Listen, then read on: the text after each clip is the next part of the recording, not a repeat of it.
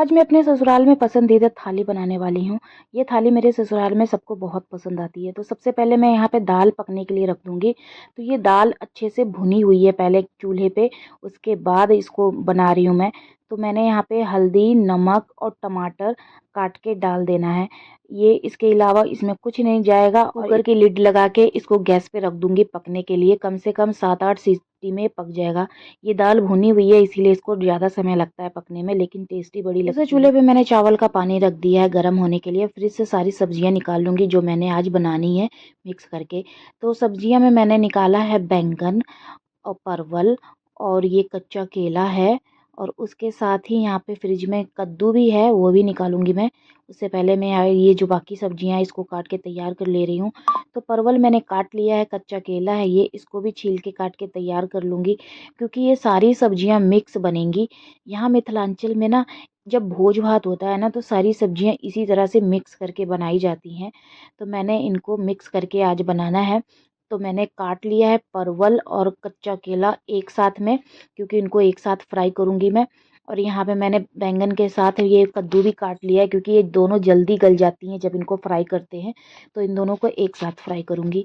तो इस तरह से मैंने सारी सब्जियां काट ली हैं। अब बचा है आलू, क्योंकि आलू भी जाएगा तो ये पहले सेल्फ साफ कर लूंगी। ये सारे वेस्टेज जो होती है ना गाय खा लेती है हमारी। तो जो सब्जियों के वेस्टेज थे उसको दूसरे बर्तन में मैंने रख लेना है।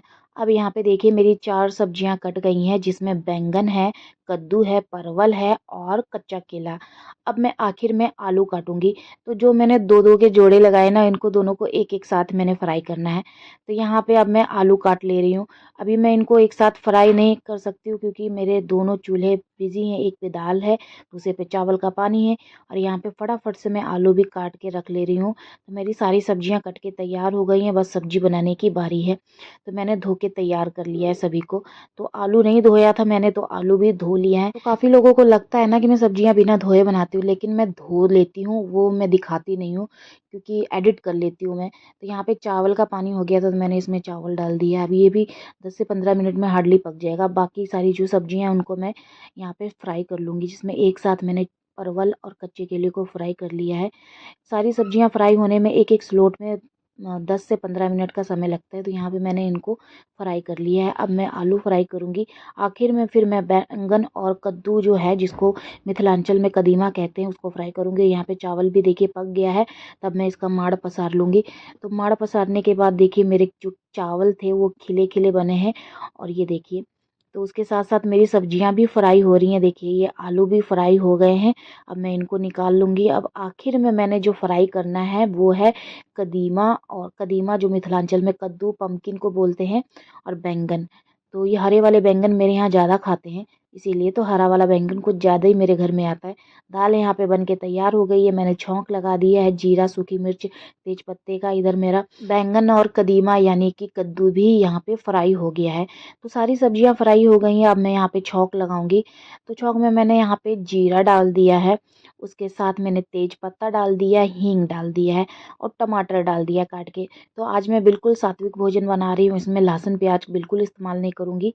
तो जो भी यहाँ पे बेसिक मसाले हैं जितना आप खाते हैं उस हिसाब से हम मैंने यहाँ पे डाल दिया है।